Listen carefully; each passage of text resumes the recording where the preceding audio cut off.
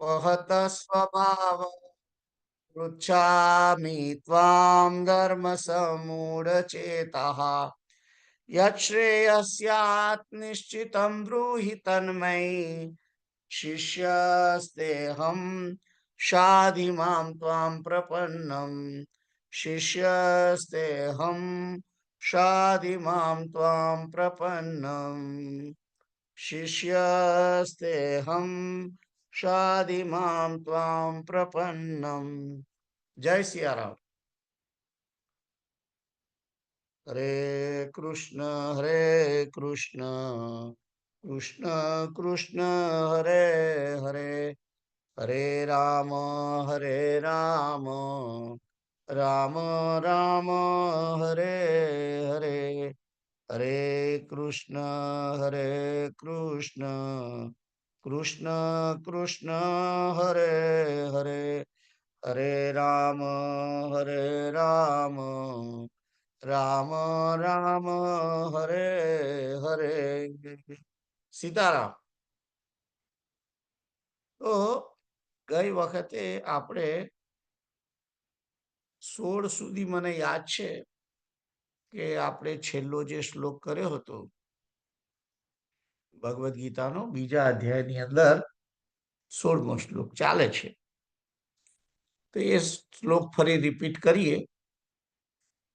ના સતો વિદ્યતે ભાવો ના ભાવો વિદ્યતે સતઃ ઉભયોરપી દ્રષ્ટોંતઃ સ્વનયોસ તત્વદર્શિભી. તો સંધિ છૂટી પાડીને આ શ્લોક જે બોલવામાં આવે છે સીતારામ, એ ન અસતો વિદ્યતે ભાવો, એનો અર્થ થાય છે કે અસત વસ્તુની સત્તા નથી એમ. અને એટલે કે અસત વસ્તુની સત્તા નથી એટલે કે અસત જે છે તે જડ છે, નિત્ય છે તે સત્વ છે, અને જે સત્વ છે તે જ જડ, તે પરમાત્મા તત્વ છે. અસત તત્વ જડ છે, એ માયા તત્વ છે.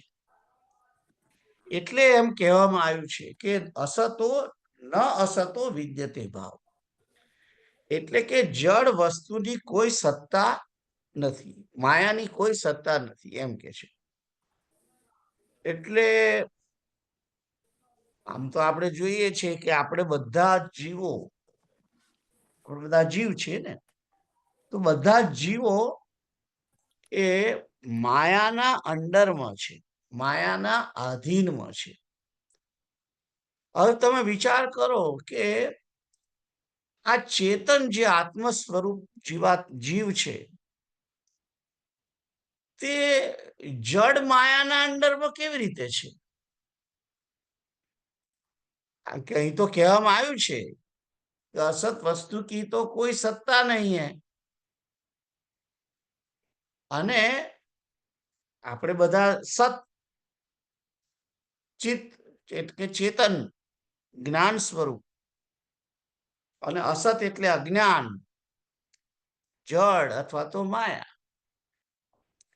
તો આ જડ જે માયા જે છે એના અંડરમાં, એના અધીન આ જીવ તત્વ કેવી રીતે છે? ભગવાન તો એમ કે છે કે અસત વસ્તુની સત્તા નથી. વાત બરાબર છે. એટલે મૂળ તો માયા જડ જ છે, પણ એ માયાને ભગવાને પોતે પકડેલી છે, ભગવાનના હાથમાં છે.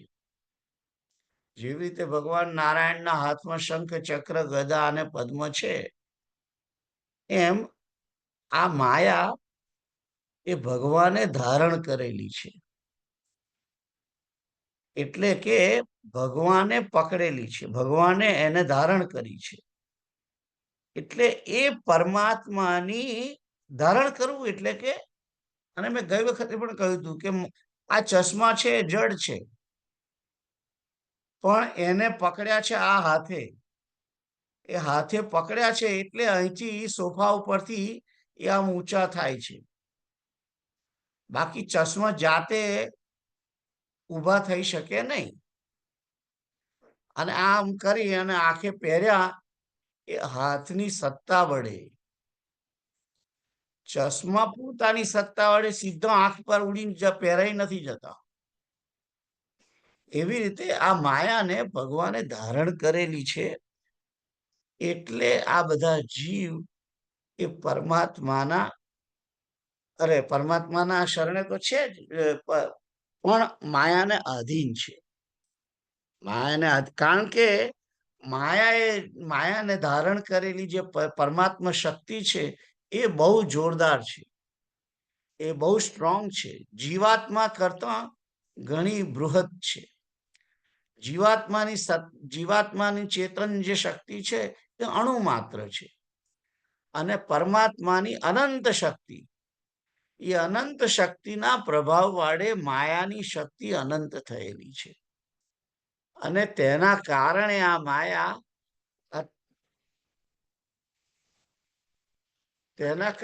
આ માયા જુઓ, માયાની વાત કરીને માયાનો જ ફોન આવ્યો. I'll call you around 10 o'clock. Sitaram. તો માયાને ધારણ કરેલી છે એટલે માયાના આધીન બધા જીવો છે. પછી બીજી લીટી છે, ન અભાવો વિદ્યતે સત. સત વસ્તુનો કોઈ અભાવ નથી, સર્વત્ર છે એમ કહેવામાં. અને વાત સાચી છે, સત વસ્તુ પરમાત્મા તત્વ, એ પરમાત્મા તત્વ સર્વત્ર છે, અત્ર તત્ર સર્વત્ર. જો હમણાં મેં થોડીક વાર પહેલા જ કહ્યું કે જળ માયાને ભગવાને ધારણ કરેલી છે, એમ આ જળ દેહને પણ જીવાત્માએ ધારણ કરેલું છે. ચેતન આત્મા ચેતન છે ને, એટલે આ દેહને ચેતન આત્માએ ધારણ કરેલો છે, એટલે આ દેહનો હાથ ઊંચો નીચો થાય છે. અંદરથી આત્મા નીકળી જાય તો હાથ પછી ઊંચો નીચો થાય નહીં. એટલે આ ચેતન છે એ સત વસ્તુ છે. એ સત વસ્તુનો આ દેહની અંદર પણ અભાવ નથી, સર્વત્ર છે. અહીં ચૂંટણી ખણું તોય મને દુઃખ થાય, અને અહીં ગાલે લાફો મારું તોય મને દુઃખ થાય. એટલે ચેતન સત વસ્તુનો કોઈ જગ્યાએ આ દેહમાં અભાવ નથી. એવી જ રીતે આખા જગતની અંદર પરમાત્મા તત્વ વ્યાપેલું છે, અને જગતની અંદર આ વ્યાપેલું તત્વ હોવાને કારણે એ પરમાત્મા તત્વનો પણ અભાવ નથી, એ પણ સર્વત્ર છે એમ કહેવામાં આવે છે. ખ્યાલ આવે છે? તમે બધા માઇક બંધ કર્યું છે, જેને ખોલી કાઢો તો આઈ કેન હિયર યુ. તો આ ના અભાવો વિદ્યતે સત, પરમાત્મા તત્વનો કોઈ અભાવ નથી, એ સર્વત્ર છે, સર્વદા છે. ખ્યાલ આવ્યો? તો એ સર્વદા સર્વત્ર તત્વ છે પરમાત્મા તત્વ, એની વાત કરી છે. અને પછી શું કહ્યું છે? ઉભયો અપી દ્રષ્ટોંતઃ તત્વ દ્રષ્ટોઅંતઃ ત્વનયોસ્તત્વદર્શિભિઃ. આવી રીતે ઉભયો એટલે કે બંને તત્વ દેખાય છે એમ કે છે. કોના વડે જોવામાં આવ્યું છે? તત્વદર્શિભિઃ. તત્વનું દર્શન કરનારા તત્વજ્ઞાની પુરુષો દ્વારા આ પ્રમાણે આ બંને તત્વ જોવામાં આવ્યું છે. એટલે જે તત્વજ્ઞાની છે એ સમજે છે કે જળ વસ્તુ આ માયા તત્વનો કોઈ ભાવ નથી, એની કોઈ સત્તા નથી, પણ પરમાત્મા તત્વને કારણે એ આપણી ઉપર રાજ કરે છે. બીજી વાત કરી છે કે પરમાત્મા તત્વ સર્વત્ર સર્વદા છે, કારણ કે એનો અભાવ નથી.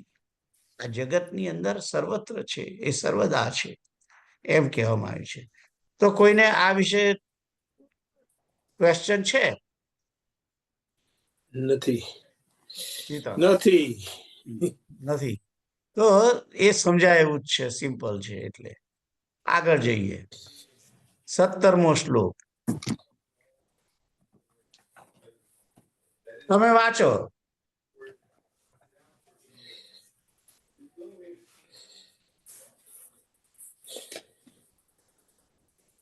અવિનાશી તુ તત્વિદ્ધિ येन सर्वम् इदं ततं विनाशम् अव्ययस्यास्य न कश्चित् कर्तुमर्हति. તો અહીં કહેવામાં આવ્યું છે અવિનાશી તુ તત્વિદ્ધિ येन सर्वम इदं ततं. કે છે કે અવિનાશી અવિનાશી તેને તું એટલે કે તું તું જાણ એમ. અવિનાશી તું એને જાણ. તત તત વિદ્ધિ તત તેને જાણ. તત વિદ્ધિ એટલે કે તેને જાણ. અને કોને કોને તું જાણ? યેન સર્વમ ઇદમ તતમ જેના વડે આ બધું વ્યાપ્ત છે. સર્વમ એટલે કે સંપૂર્ણ. ઇદમ એટલે આ બધું. આ બધું એટલે ઇદમ એટલે કે જગત. પેલો એક શ્લોક છે તમને કદાચ ખ્યાલ હોય તો ઉપનિષદનો કે યત્કિંચિત જગત્યામ જગત એવો શ્લોક છે. ઈશા ભાષ્યમિદમ સર્વમ ઈશા ભાષ્યમિદમ સર્વમ યત્કિંચિત જગત્યામ જગત તેન ત્યક્તેન ભુંજિથા મા ગૃધ કશ્ય સ્વિદ્ધર. તો અહીં આગળ એ જ વાત કરવામાં આવી છે. યેન સર્વમિદમ તતમ ઈશા ભાષ્યમિદમ સર્વમ એમ કે છે. એટલે કે આ ઈશ્વર તત્વ પરમાત્મા તત્વ જેને બ્રહ્મ તત્વ પણ કહેવાય છે, જેને ભગવાન કહેવાય છે, તેના વડે આખું જગત વ્યાપ્ત છે. આખું જગત વ્યાપ્ત છે. એ જ વાત આપણે હમણાં આગળના જે શ્લોકમાં કરવામાં આવી એમાં એ જ મેં તમને કહ્યું કે અસત વસ્તુનો સત વસ્તુનો અભાવ નથી, કારણ કે એ બધે વ્યાપ્ત છે. એ બધે વ્યાપ્ત છે. અને એ કેવું તત્વ છે? અવિનાશી છે. એનો ક્યારેય વિનાશ થતો નથી. એવું તત્વ પરમાત્મા તત્વ. જો આ જડ માયા છે અથવા તો દેહ છે એનો વિનાશ થઈ શકે છે. આમ તો દેહનો વિનાશ થાય છે, પણ માયાનો વિનાશ નથી. માયાનો પણ વિનાશ તો આમ તો નથી એકચ્યુઅલી ખરેખર જોવા જઈએ તો, કારણ કે એ પરમાત્માની અંદર જ રહેલી છે માયા તત્વ.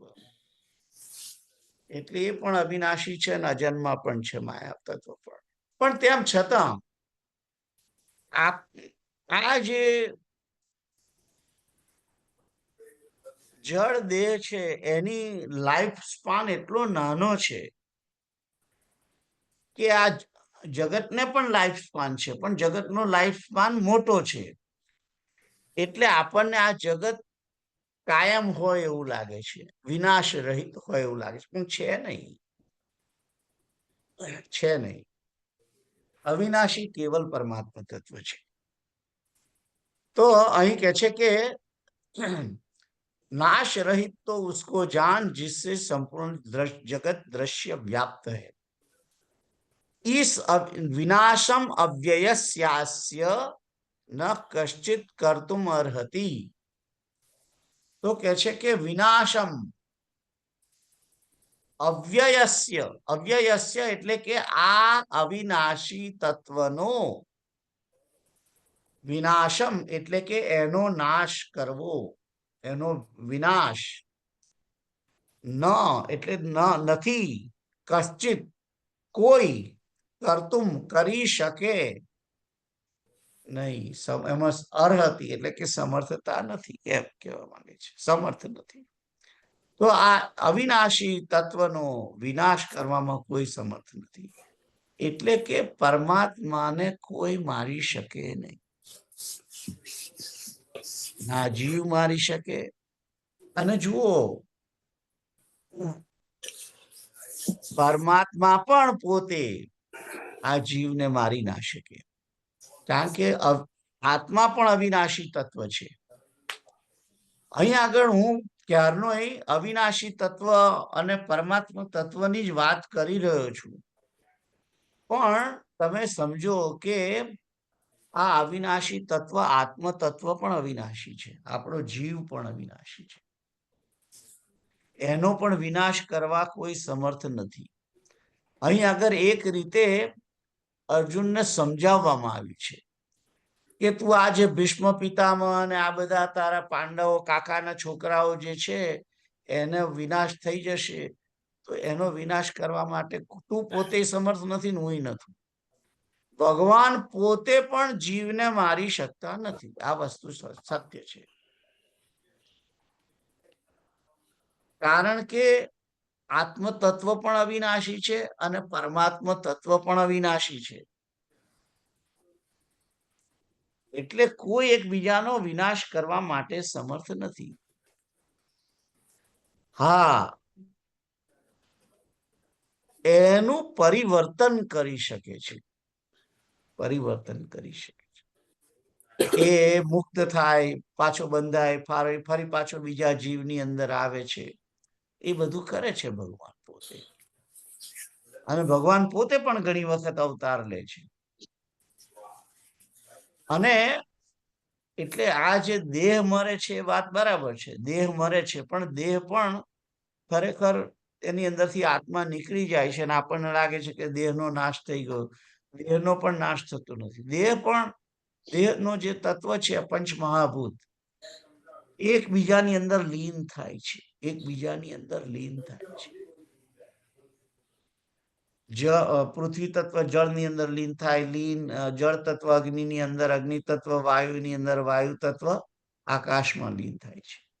આકાશ તત્વ તમોગુણી અહંકારની અંદર લીન થાય અને એ અહંકાર મહત્તત્વમાં લીન થાય, મહત્તત્વ પ્રકૃતિમાં લીન થાય અને પ્રકૃતિ એ પુરુષની અંદર લીન થાય છે.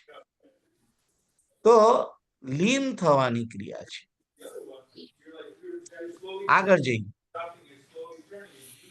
17મો શ્લોક.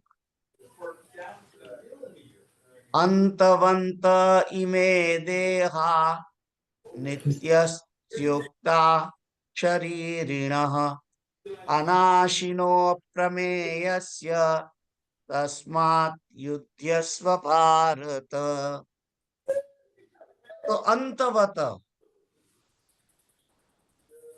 અંતવત એટલે કે અંત થવા વાળા, ઇમે દેહા આ દેહ જે છે એ બધા અંતવત છે, અંતવંત છે, એટલે કે બધાનો નાશ થવાનો જ છે. બધા જ શરીર, બધા જ પ્રાણીઓના શરીરો નાશ થવાના છે એમ કે છે. નિત્ય ઉક્તા શરીરિણ, ઉક્તા એટલે કહેવાયા છે. આ બધા જ શરીરો નાશ પામવાના છે. અને શરીરી જે છે, શરીરી એટલે કે શરીરની અંદર રહેવા વાળો, એને શરીરી, શરીરીણ શબ્દ છે અહીંયા. તો આ શરીરની અંદર રહેવા વાળો જે છે તે કેવો છે? નિત્ય સ્વરૂપ છે, નિત્ય છે. અનાશીનો એ નાશ રહિત છે. અને અપ્રમેય, અપ્રમેય એટલે જેને માપી ના શકાય તેવો અપ્રમેય. એનું માપ તમે કાઢી ના શકો આત્મતત્વ, કે કેવો છે, કેટલો, કે એકદમ ચિતકણ છે. વાળના 100મા ભાગના બીજા 100મો ભાગ કરો, વાળ જે એનો અગ્ર જે ભાગ છે એનો 100 ભાગ કરો ને પછી એમાંથી જે એક લઈને એના પાછા 100 ટુકડા કરો, એટલો આત્માનો વોલ્યુમ છે. એટલે કે નહીં જેવો છે ખબર નથી પડે એવો એમ. એટલે એને માપી ના શકો તમે, એમ કે છે. એની શક્તિનો પણ તમે માપ ના કરી શકો. એની દરેક વસ્તુ અપ્રમેય છે. એની દરેક વસ્તુ અપ્રમેય છે. એટલે એને માપી ના શકાય તેવું. એનું કઈ વજન ના હોય, એનું કોઈ વજન ના કરી શકે, એનું વોલ્યુમ ના કાઢી શકો તમે. એટલે જે માપ શું છે? માપ કેવલ ભૌતિક વસ્તુઓનું જ કરી શકો તમે. જે અપ્રાકૃત છે, ભૌતિક એટલે પ્રકૃતિ, પ્રાકૃત અને અપ્રાકૃત એટલે કે ભૌતિક થી પર લૌકિક પરમાત્મા તત્વ, આત્મ તત્વ, ચેતન તત્વ, એ બધા જ તત્વ અપ્રમેય છે. અને આમ તો કુલ 3 તત્વ તમને કહેવામાં આવેલું છે, ઘણી વખત કહ્યું છે, બ્રહ્મ, જીવ અને માયા. અને આ જીવ પણ અપ્રમેય છે, માયા પણ અપ્રમેય છે. હા,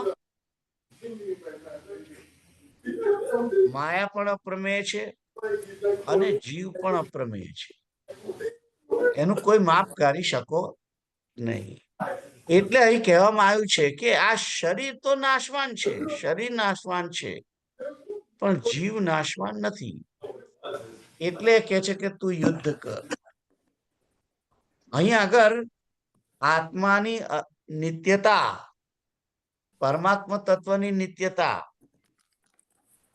અને એનું અવ્યયપણું, એની અનંતતાનો વાત કરવામાં આવી છે આ શ્લોકની અંદર. અને એક રીતે જોવા જઈએ તો જો એકદમ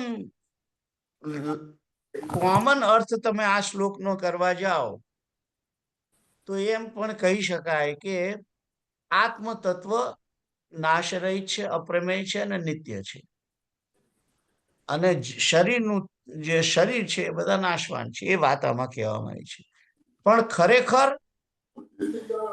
બીજી રીતે તમે જોવા જાઓ, આનાથી થોડુંક ઉપર જોઈને જુઓ, પરમાત્મા તત્વ પણ નાશ રહિત છે, એ પણ અપ્રમેય છે અને નિત્ય સ્વરૂપ છે.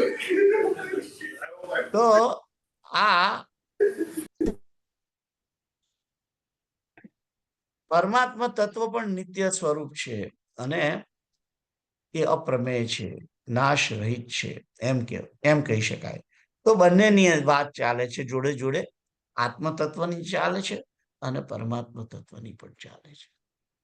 તો 18મા શ્લોકમાં મોઘમમાં કહેવા જઈએ તો જે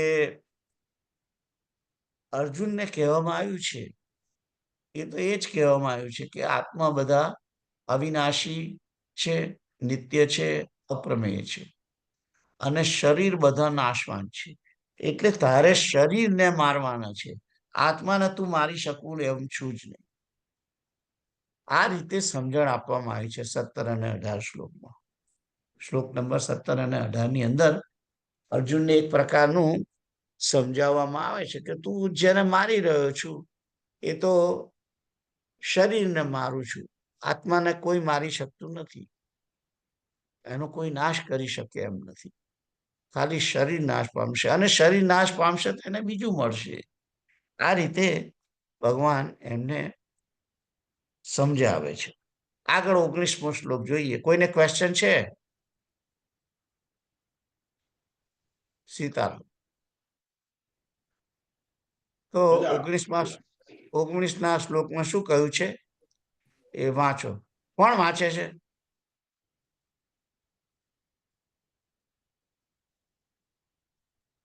ચાલો હું જ વાંચું છું. ય એનમ વેત્તિ હંતારમ યશ્ચૈનમ મન્યતે હતમ ઉભૌ તૌ ન વિજાનીતો નાયમ હંતિ ન હન્યતે.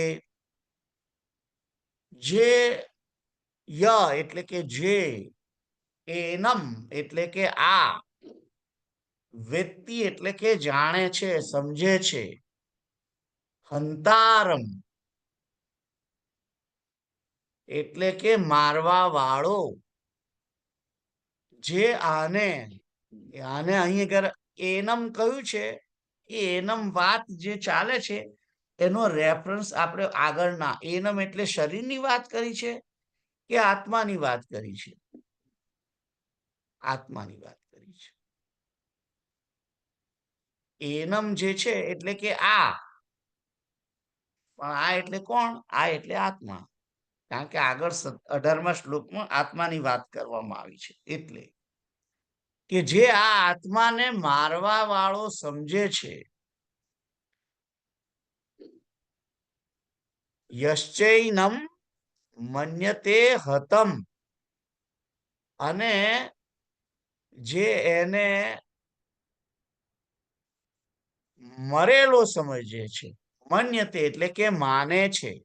એનમ યહ ચ એનમ યશ્ચૈનમ, જે ચ એટલે કે તથા, તથા જે આ આત્માને માને છે.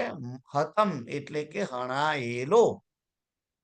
જે આ આત્માને હણાયેલો માને છે, અને જે એમ માને છે કે આ આત્મા ને આ આત્મા જ મારી રહ્યો છે એવું જે સમજે છે. ઉભવ તવ તે બંને, ઉભવ એટલે કે તે બંને, જાણનારો અને તે બંને એટલે કે જે એવું સમજે છે તે, કે જે આત્માને મારવા વાળો સમજે છે તે પણ, અને આત્માને મરેલો સમજે છે તે પણ. એટલે બે જુદી જુદી વ્યક્તિઓ. બંને એક પણ હોઈ શકે, પણ અહીં આગળ બે જુદી જુદી કહેવામાં છે. ઉભવ તો તે બંને, ન વિજાનીતો તે બંને ખરેખર સારી રીતે જાણતા નથી. તઉ ન વિજાનીતો નાયમ હંતી ન હન્યતે, કે કોઈ કોઈને ન અયમ, તે કોઈને મારતો નથી અને મરતો નથી, એમ કે છે. એટલે બીજામાં એમ કે છે કે જે એને મરેલો સમજે છે, જે આત્માને મારવા વાળો સમજે છે અને મરેલો સમજે છે, તે બંને જાણતા નથી. કારણ કે આ આત્મા વાસ્તવમાં કોઈને મારતો નથી અને કોઈના દ્વારા મરતો પણ નથી. એટલે આત્મા કોઈને મારી શકતો નથી, બીજા આત્માને મારી ના શકે. આત્મા બીજા આત્માને મારી ના શકે. અને આત્મા કોઈના દ્વારા મરતો પણ નથી. એટલે એક જીવ બીજા જીવની હત્યા કરી શકતો નથી, અને એક જીવ બીજા કોઈના વડે મરી શકતો પણ નથી. એટલે કે આત્મા મરતો પણ નથી અને આત્મા કોઈને મારતો પણ નથી, એમ કહેવામાં આવે છે. તો અહીં આગળ આત્મતત્વની નિત્યતા વિશે જાણવા કહેવામાં આવ્યું છે. બેઝિકલી કે કોઈ કોઈને મારતું નથી ને કોઈ મરતું નથી. મરે છે કોણ? શરીર મરે છે. શરીર મરે છે, તે પણ આપણને દેખાય છે કે મર્યું છે. બાકી શરીરનું જે પાંચેય તત્વ એવા ને એવા જ હોય છે. અને હા, એનું ડિટરિયોરેશન થાય છે, એનું પરિવર્તન થાય છે. એનું પરિવર્તન થાય, વિકાર વાળો છે ને. શરીર વિકારી છે, આત્મા અવિકારી છે. આત્માનો કોઈ દિવસ ન જાયતે, ન મ્રિયતે, ન ક્ષીયતે, ન વર્ધતે, ન પરિણમતે. આ 6 વસ્તુ છે, એ ખાસ યાદ રાખવી. ન જાયતે એટલે કે તેનો જન્મ થતો નથી. ન મ્રિયતે એનું મરણ થતું નથી. ન ક્ષીયતે એનો ક્ષય થતો નથી. ક્ષય એટલે કે ધીમે ધીમે ઓછું થાય એ. ન વર્ધતે એ વધતો નથી. ન પરિણમતે એટલે કે એનું એક માંથી બીજામાં પરિવર્તન થતું નથી. આ બધું આત્માની અંદર થતું નથી. આ 6 વિકાર છે.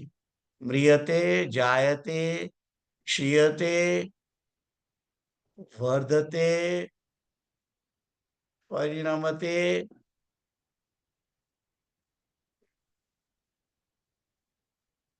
છે આમ તો વિકાર. જાયતે, મ્રિયતે, ક્ષીયતે, વર્ધતે, પરિણમતે, અને છઠ્ઠું મને અત્યારે યાદ આવતું નથી, પણ 6 વિકાર છે. તો આ બધું આત્માની અંદર હોતું નથી. હા, શરીરની અંદર હોય છે. શરીર જન્મે છે, શરીર મરે છે, જાય તે મ્રિયતે. મરે છે એટલે એટલા માટે કે પછી કામ કરતું બંધ થઈ જાય છે. જેને આપણે આખું આ હાથ ઊંચો નીચો કરતો આમ તેમ જોઈએ છીએ, એ બધું બંધ થઈ જાય છે, એટલે એને મરેલો સમજે છે. પરિણમતે, એનું પરિણામ એટલે કે બદલાય છે. દૂધનું દહીં થાય એમ પરિણમતે. ક્ષીયતે એટલે ક્ષીણ પણ થાય. વર્ધતે, વધે પણ ખરું શરીર, ઓછું પણ થાય, વજન વધે, વજન ઘટે, શરીર મોટું થાય છે ને, એની વાત છે. તો આ આત્મા અવિકારી છે. જો કે આમની અંદર તો આવતું નથી, પણ આપણે વાત કરી લીધી, આત્મ તત્વ અવિકારી છે. એનીવે, તો 19માં કોઈને ક્વેશ્ચન છે? સીતારામ. નથી. સીતારામ. આગળ 20મો જોઈએ.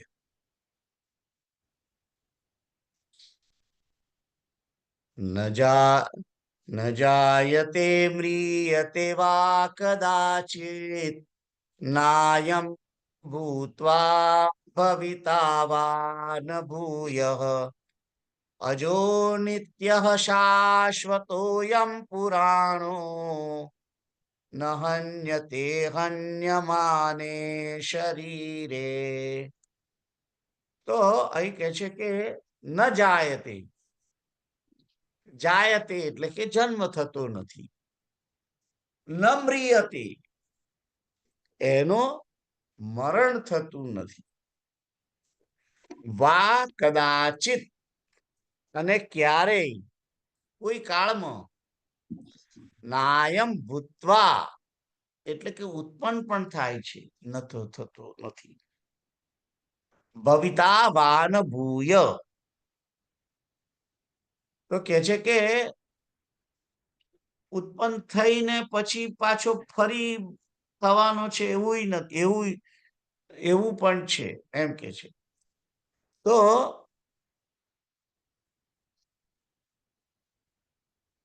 અને પછી ત્રીજી લીટીમાં કે છે અજો, અજન્મા છે, નિત્ય છે, શાશ્વત, અયમ પુરાણો. શાશ્વત એટલે કે સનાતન છે, અને પુરાણો એટલે કે બહુ જૂનો છે, બહુ બહુ પુરાણો છે. આ જીવ ઘણા સમયથી છે, કોઈને ખબર નથી. ન હન્યતે હન્યમાને શરીરે, કે છે કે શરીર હણાઈ જાય છે, પણ ન હન્યતે, આ આત્માનું આ આત્માને મારી શકાતો, હણી શકાતો નથી એમ કે છે. શરીરને હણી શકાય છે, પણ આત્માને હણી શકાતું નથી એમ કે છે. તો શરીરને હણી શકાય છે ને, કારણ કે અંદર કઈક વસ્તુ ગોચાય છે ને, એટલે હણાય છે, એ હણાય છે, પણ આત્માને હણી શકાતો નથી. તો આ આત્મા કોઈ કાળમાં જન્મતો નથી અને મરતો પણ નથી. આત્માનો આ જન્મ મરણ જે થાય છે શરીરનું થાય છે, આત્માનું થતું નથી. એક ગાંઠ બાંધી લો. આત્મા જન્મ એનો થતો જ નથી. આત્મા પ્રવેશે છે, આત્મા પ્રવેશે છે, એનો કઈ એ ઉત્પન્ન થતો નથી. ન ભૂતવા, ન ભૂતવા એટલે કે પ્રગટ થતું નથી, એને એને એને પ્રોડ્યુસ કરવામાં આવતું નથી. આપણે બધા ભૂતો કહેવાઈએ છીએ, કારણ કે આ શરીરને બનાવ્યું છે કોઈએ. કોણે બનાવ્યું? બ્રહ્માએ. એટલે એને કહે છે કે ન અયમ ભૂત, એના માટે નથી, પણ શરીરને માટે ભૂતવા. શરીર તો બને છે, આત્મા બનતો નથી. બ્રહ્મા આત્માને બનાવતો નથી, કે પરમાત્મા પણ આત્માને બનાવતો નથી. બંને ત્રણેય તત્વ એકબીજાને મારતા નથી, મારી શકતા નથી, અને ત્રણેય અજન્મા છે. ત્રણેય બ્રહ્મ તત્વ પણ અજન્મા છે, માયા તત્વ પણ અજન્મા છે, અને જીવ તત્વ પણ અજન્મા છે. અને ત્રણેય તત્વ મરતા નથી. આપણને લાગે છે કે શરીર મરી ગયું, કારણ કે અંદરથી પેલો આત્મા નીકળી જાય છે, એટલે જે ચેતનતા હતી દેહની અંદર એ જતી રહી. ખ્યાલ આવ્યો? એટલે આપણે એમ કે મરી ગયું છે, પણ ખરેખર મરતું નથી. તો આ આત્મા ક્યારેય મરતો નથી, જન્મતો નથી, અને આત્મા ઉત્પન્ન પણ થતો નથી. આત્મા ઉત્પન્ન નથી થતો, નવો બનતો નથી, એ હોય છે જ. એ અનંત જે બધા આત્માઓ બધા પરમાત્માના શરીરની અંદર હતા, એ બધા પ્રગટ થયા છે. એ પ્રગટ થયા છે, એને બનાવવામાં આવ્યા નથી આત્મા તત્વને. અને જ્યારે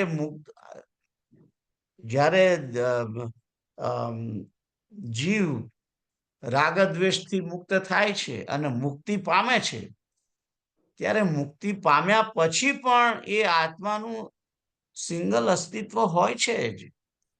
અને શ્વેત દ્વીપની અંદર પરમાત્માની ભક્તિ કરતા હોય છે. અને જ્યારે બ્રહ્માનો લય થાય છે, ત્યારે એ બ્રહ્માના દેહની સાથે પરમાત્મા જ્યારે બ્રહ્માની અંદર લય પામે છે, તે સમયે આ બધા તત્વો, આ બધા જીવો મુક્ત થયેલા પણ ભગવાનની અંદર એક જગ્યાએ લીન થઈ જાય છે, જતા રહે છે ત્યાં આગળ. બાકી કોઈ મળતું નથી. અને ભગવાન જ્યારે આ જગતની ઉત્પત્તિ કરવાનો વિચાર કરતી વખતે જેમ આંખ ખોલે છે, તે જ સમયે બધા જીવો બહાર નીકળે છે. આમ તો બહાર નીકળે છે એટલે કે બ્રહ્માની અંદર પ્રવેશીને બ્રહ્મા પહેલા તો બહાર આવે છે, અને બ્રહ્માના શરીરમાંથી પ્રગટ થાય છે. તો આ રીતે કોઈ પણ જીવ મરતો નથી અને મારતો નથી, એ વાત અહીં કહેવામાં આવી છે. શરીર મરી જાય છે, પણ આ આત્માને મારી શકાતો નથી. આત્મા અજન્મા છે, નિત્ય છે, સનાતન છે, પુરાતન છે. જો આપણને આ 20 નંબરનો જે શ્લોક છે, એ આપણને બધાને અભયતા તરફ લઈ જાય છે. અભયતા તરફ લઈ જાય છે, કારણ કે મનુષ્ય માત્રને સૌથી મોટામાં મોટો ભય મરવાનો છે. મનુષ્ય માત્રને સૌથી મોટામાં મોટી બીક એને મરવાનો છે. એને એમ લાગે છે કે હું મરી જઈશ. કોઈ આપણને મારે તે વખતે બીએ છે કેમ? કોઈ આપણને મારવા બેસે ત્યારે બીએ જાય છે ને, લાકડી લઈને આવે તો બી જાય છે ને. કારણ કે આપણને એમ થાય કે આ લાકડી વડે મારશે તો હું મરી જઈશ, એમ સમજે છે. અને જીવને, કારણ કે દેહાત્મ બુદ્ધિ એટલી બધી થઈ ગઈ છે. આપણે છે તો આત્મા, પણ દેહની સાથે એટલા બધા જોડાઈ ગયા છે, હળી મળી ગયા છે, કે પોતે પોતાને જીવ સમજતા જ નથી. અને એના કારણે જે કોઈ મારવા આવે તો એ એમ માને છે હું મરી જઈશ. અરે ભાઈ, તું જીવ છું, તું મરવાનો નથી. આ દેહને કોઈ મારશે પણ જીવને કોઈ મારી શકતું નથી. તો તમને બધાને ખ્યાલ આવ્યો શું કહેવા માંગે છે આ શ્લોકની અંદર? જીવને કોઈ મારી શકતું નથી એટલે મોટામાં મોટું અભય તત્વ અહીં કહેવામાં આવેલું છે કે માણસે ક્યારેય બીવું નહીં. વયમ અભયમ અભયમ સત્વ સંશુદ્ધિ એ જ્ઞાનનું મોટું પહેલામાં પહેલું લક્ષણ છે. જે 13મા અધ્યાયની અંદર જ્ઞાની કોને કહેવાય એના જે લક્ષણો આપવામાં આવ્યા છે જ્ઞાની, તો જ્ઞાની એ જ છે કે જે પોતાને અભય માને છે. અને આ અભયતા જ્યારે વ્યક્તિ પ્રાપ્ત કરે છે ત્યારે કોઈથી બીતો નથી, કારણ કે એને ખબર છે કે હું મરવાનો નથી. મરવાનો નથી તો જે મોટામાં મોટો ભય છે એ તો મરવાનો છે વ્યક્તિને. એ ભય જતો રહે પછી માણસ કાયમ માટે અભય બની જાય છે. એ ક્યારેય કોઈ વસ્તુથી ડરતો નથી, કારણ કે આત્મા મરવાનો નથી તો પછી મને ખાવાનું ના મળે, પાણી ના મળે કે વાયુ ના મળે એનાથી મારે ગભરાવાની શી જરૂર છે? ખ્યાલ આવ્યો? એટલે અભયતાનો મોટામાં મોટો આ શ્લોક છે કે અભય માણસ બની શકે છે આ શ્લોક વડે. આ શ્લોકનું ચિંતન ખૂબ કર્યા કરું કે હું મરવાનો નથી, હું મરવાનો નથી, હું જીવ છું, હું નિત્ય છું, હું અવિનાશી છું, હું શાશ્વત છું, હું સનાતન છું. આ વિચાર રોજ કરવો જોઈએ વ્યક્તિએ. એનાથી અભયતા આવે છે અને એનાથી આ સંસાર પ્રત્યેની આસક્તિ પણ દૂર થાય છે. આસક્તિ પણ દૂર થાય છે, કારણ કે હું મરવાનો નથી તો મારે આ સંસાર જોડે આસક્તિ શું કરવા રાખવી? આ ઘરડું દેહ જે એકદમ કરચલીઓ પડી ગઈ છે, મોઢા બેહી ગયા છે, દાંત પડી ગયા છે ને આંખે દેખાતું નથી, મોતિયો આવ્યો છે, આવા વૃદ્ધ શરીરને લઈને મારે કામ રાખીને કામ શું છે? મરી જઈશું તો આ દેહ છોડીને નવો દેહ મળશે ને, રાઈટ? તો આ અહીંયા આગળ ભગવાને આપણને અભયતાનું એક જ્ઞાન આપવામાં આવ્યું છે કે આત્મા એ મરતો નથી, આત્મા જન્મતો નથી, આત્મા અજન્મા છે, નિત્ય છે, સનાતન છે, પુરાતન છે. એટલે ક્યારેય ગભરાવાની જરૂર નથી. અહીં આગળ ભગવાન અર્જુનને એ પણ કહી રહ્યા છે કે શરીર મળશે, ભીષ્મ પિતામહનો આત્મા નહીં મરે, દ્રોણ ગુરુનો આત્મા નહીં મરે, દુર્યોધનનો આત્મા નહીં મરે, દૃષ્ટદ્યુમ્ન અને આ બધા જે તારા મારા કરે છે, જે પાંડવોના પક્ષના યોદ્ધાઓ અને કૌરવ પક્ષના યોદ્ધાઓ, એમાંથી કોઈ મરવાનું નથી. બધા જીવ એવા ને એવા જ રહેવાના છે. એ આ દેહ છોડીને જશે. એટલે આપણે ત્યાં ગુજરાતીમાં શબ્દ આવ્યો છે ગુજરી ગયા. ગુજરી ગયા એટલે કે અહીં આવીને ચાલ્યા ગયા એમ. ગુજરી ગયાનો અર્થ અહીં આવીને ચાલ્યા ગયા. કેમ કે આપણે પ્લેટફોર્મ પર કે ઉભા એને કોઈ પૂછે કે અમદાવાદની ટ્રેન ગઈ, તો કે હમણાં જ ગુજરી ગઈ. એટલે હમણાં અહીં થઈને પસાર થઈ, અહીં થઈને પસાર થઈ એમ. ગુજરી ગયા એટલે કે આ દેહમાં 55 વર્ષ રહી અને આ જીવાત્મા અહીં થઈને પસાર થયો એમ સમજવાનું છે. દેહ ની અંદર પ્રવેશીને હવે બહાર નીકળ્યો, પસાર થયો. આ દેહમાં 70 વર્ષ રહીને પસાર થયો એમ. ખ્યાલ આવ્યો બધાને? સીતારામ. સીતારામ સીતારામ. બધું એકદમ બોરિંગ લાગે છે તમને લોકોને, એવું લાગ્યું મને. Anyway, તો તમે લોકો બોલો તો સામે રિસ્પોન્સ આપો તો આઈ અન્ડરસ્ટેન્ડ કે કોઈ સાંભળે છે. એનીવે, તો 21મો શ્લોક હતો. 20મો શ્લોક આપણે આ રીતે જોયો. કોઈને ક્વેશ્ચન છે? મોટા ભાગે નથી, રાઈટ? નથી, બરોબર. બરાબર. આગળ જઈએ છે. બધા જ્ઞાની થઈ ગયા છે. સીતારામ. જો જ્ઞાન જે છે એને તમારે રોજ એને એને એને એને સાંભળવું પડે, એને વાંચવું પડે, એને જાણવું પડે, તો જ એ તમારી જોડે હે તો જ એ તમને હા એને ઘડીએ ઘડીએ એને જેવી રીતે એની અસ્ત્રાની ધાર આપણે ઘડીએ ઘડીએ ઘસીએ છીએ, એમ જ્ઞાન જે છે એ રોજ ભલે જાણતા તો હોઈએ છીએ, પણ સમયે એ વસ્તુ યાદ આવતી નથી ને આપણને. એટલા માટે જાણવા, એટલા માટે એને વાગોળ્યા કરવાનું છે. જેમ પેલી ગાય વાગોળે છે ખાધા પછી, એવી રીતે જ્ઞાનને પણ એ તમારે કન્ટિન્યુઅસ એને સ્મરણ કર્યા કરવું પડે. સારું, આગળ જઈએ. વેદા વિનાશિનમ નિત્યમ એનમજમ અવ્યયમ કથમ સ પુરુષ પાર્થ કમ ઘાતયતિ હંતિકમ. અહીં આગળ પાર્થ શબ્દ જે છે એ પૃથાના પુત્ર, પૃથા એટલે કે કુંતી માતા, એનો છોકરો. જો આ ભગવાન કુંતાજી જે છે એ જન્મ્યા હતા તો શું કહેવાય, વસુદેવની બેન તરીકે.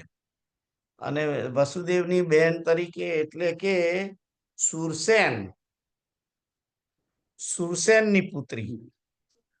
પણ સુરસેનને દીકરી થઈ અને એમના મિત્ર જે છે કુંતી ભોજ, એ કુંતી ભોજને દીકરી નહોતી. એટલે આ સુરસેનની પુત્રી જે કુંતી માતા છે એને આ કુંતી ભોજે ગોદ લીધેલી, એટલે એનું નામ કુંતા પડ્યું છે. ઓલરાઈટ. અને પૃથા પણ એમનું જ નામ છે, એટલે પૃથા પુત્ર કહેવામાં આવે છે. તો પૃથા પુત્ર અર્જુન અહીં એમ કહેવામાં આવ્યું છે. પાર્થ નો અર્થ પૃથાનો પુત્ર, પાર્થ. આગળ જોઈએ તો શું કે છે? વેદા વિનાશિનમ. વેદા વિનાશિનમ, એની અંદર બે શબ્દ છે. વેદ એટલે કે જાણવું અથવા તો જાણે છે. અવિનાશિનમ, અવિનાશીનમ, જે આત્માને અવિનાશી જાણે છે એમ કહેવામાં આવે છે. એવું કે છે. નિત્ય જાણે છે, નિત્યમ. એનમ અજમ અવ્યયમ, અજન્મા અને અવ્યય, આ રીતે જે એને જાણે છે. એનમ એટલે કે એને એટલે કે આત્માને, કારણ કે આ બધા શ્લોકો આત્મા વિષયક છે. જે આ આત્માને નિત્ય, નાશ રહિત, અજન્મા, અવ્યય જાણે છે. અવ્યય એટલે કે એનો વ્યય ના થઈ શકે, તે અવ્યય. એમ જેવું જે જાણે છે, જે પુરુષ આ આત્માને વિનાશ રહિત, અવિનાશી, નિત્ય, અજન્મા અને અવ્યય જાણે છે. કારણ કે હું જાણું છું કે આત્માને મારી શકાતો નથી, આત્મા નિત્ય છે, અજન્મા છે, અવ્યય છે. એવું જે જાણનાર પુરુષ હોય એ કોને મારે, કોણ કેવી રીતે મારે? કારણ કે એને ખબર જ છે કે આત્મા નાશ રહિત છે, આત્મા નિત્ય છે, આત્મા અજન્મા છે, આત્મા અવ્યય છે. તો પછી એ કેવી રીતે એ મારવાનો છે? એને ખબર જ છે કે મરવાનો જ નથી, પછી શું કામ મારે? કેવી રીતે માર્યો કેવી રીતે કહી શકે પોતાની જાતને? एम के छे। और कैसे किसको मारता है? कथम स पुरुषः पार्थ कम घाते अति हंति कम। કોણ કોને મારે છે? જો હું જાણતો જ હોઉં કે આનો મરવાનો જ નથી, મરી શકે એવો જ નથી, આત્મા નિત્ય છે, અજન્મા છે, અવ્યય છે, તો મારા હૃદયના સાતમા પડદે એવી જ્ઞાનની દ્રષ્ટિ છે ચોક્કસ કે આત્મા મરતો નથી, મરવાનો. તો પછી એના મનની અંદર એવો કોઈ વસવસો હોય નહીં કે હું આને મારી રહ્યો છું. ખ્યાલ આવે છે? એવો કોઈ એને મનની અંદર એક પ્રકારનો અજંપો રહેતો નથી, એવું મનમાં એવો ખટકો રહેતો નથી કે મેં એને માર્યો, મેં એને માર્યો, મેં એને માર્યો, કે આણે મને માર્યું, એવું થતું નથી. કોઈ આપણને મારે તો પણ એના વિશે આપણને દ્વેષ ના થાય, કારણ કે આત્મા અજન્મા છે, નિત્ય છે, અવિનાશી છે. આવું જે જાણનાર જ્ઞાની પુરુષ છે, એ જ્ઞાની પુરુષને એ કેવી રીતે કોઈને મારે? એ મારે જ નહીં. અને કોઈ એને મારે તો એના માટે એને એ દુઃખ પણ ના થાય. એટલે કે છે કે એ પુરુષ કેવી રીતે કોને મારે છે? कैसे किसको मारता है? કોઈની જોડે કેવી રીતે મરવાવે છે, એમ કે છે, મરાવડાવે છે એમ, કે જા પેલા માર, એવું કેવી રીતે? કારણ કે એ જાણે છે કે મરવાનું નથી. આત્મા તો અવ્યય છે. હા, દેહ જે છે એ દેહમાંથી આત્મા નીકળી જાય છે, દેહમાંથી આત્મા નીકળી જાય છે, બાકી આત્મા મરતો નથી. એટલે આ પ્રમાણે અર્જુનને કહેવામાં આવે છે કે તું એમ ના સમજીશ કે હું તારા દ્વારા આ બધાને મરવાવડાવું છું, તારા વડે. એવું તારે સમજવાની જરૂર નથી કે હું તને એવી પ્રેરણા કરું છું કે આ બધા જીવોને મારી નાખ. એવું નથી, કારણ કે મને ખબર છે કે આત્મા અવિનાશી છે, નિત્ય છે, અજન્મા છે, અવ્યય છે. એટલે અર્જુન દુર્યોધનને મારી શકવાનો નથી અને દુર્યોધન અર્જુનને પણ મારી શકવાનો નથી. ખ્યાલ આવ્યો? એક જીવ બીજા જીવની હિંસા ના કરી શકે. હા, એના શરીરમાંથી એનો પ્રાણ કાઢી શકે. અને તે પ્રાણ કેમ નીકળે છે એ તમને ખબર છે? પ્રાણ શરીરમાંથી કેમ નીકળે છે? અને કે કોઈ બાણ માર્યું અને તરત પ્રાણ નીકળી જાય છે. નીકળવાનું કારણ શું છે? એ જીવાત્મા બીવે છે. કેવા દેહ કારણ કે જે બાણ મારે છે તે સમયે જીવાત્માને એટલો બધો ભય થાય છે કે એ જેમ ઝાડ પરથી પક્ષી ઉડી જાય એમ ઉડી જાય છે, દેહને છોડી દે છે. ખ્યાલ આવ્યો? એ દેહને છોડી દે છે કે હમણાં મને મારશે, હું મરી જઈશ આ બાણ પડે. ભયને કારણે દેહ છોડી દે છે. તો કોઈ કોઈને મારતું નથી, એ વાત નક્કી છે. તો આપણો સમય થઈ ગયો છે, સમય ઉપર 1 મિનિટ થઈ ગઈ છે, એટલે હવે આગળ જતા નથી આપણે. આવતી વખતે આ શ્લોક ફરીથી થોડોક વધારે આગળ સમજીશું. તો આપણે 1 મિનિટ સંકીર્તન કરી અને સેશનની સમાપ્તિ કરીએ. શ્રી કૃષ્ણ ગોવિંદ હરે મુરારે, હે નાથ નારાયણ વાસુદેવ.